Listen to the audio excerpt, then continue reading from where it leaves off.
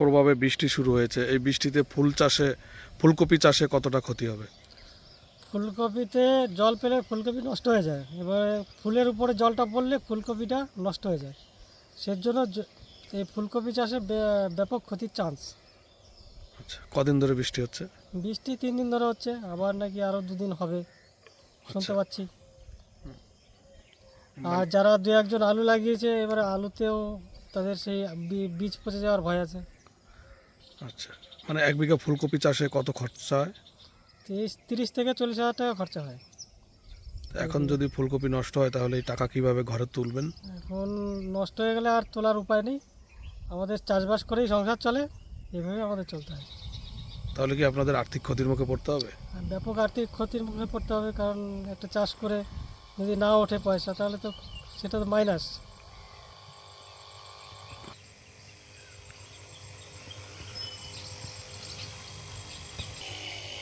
এখনো এই মুহূর্তে বৃষ্টি হচ্ছে, কতটা ক্ষতির মুখে পড়তে হবে ক্ষতি, আপনাদের? ফুল তো ফুটে গেছে, এবার নষ্ট হয়ে গেছে, ওই তো বিক্রি তো হবে না, এখন তো এরা কোথায় নিয়ে যাবে এই জলের ইয়েতে, আর ওই কফি তো সব পচে যাচ্ছে। এখন ফুলকপি কি দামে বিক্রি হচ্ছে বাজারে? দাম তো নেই, 2 টাকা 1 টাকা পিস হয়ে গেছে এই মূর্তি আচ্ছা, এড়ো থেকে ধরুন। আর বাজারে এবারে যারা খুচরো বিচ্ছে তাদের হয়তো একটু পয়সা হচ্ছে, আর বিক্রি হবে এত ফুল ফুটে গেলে কেউ কিনবে কে কপি?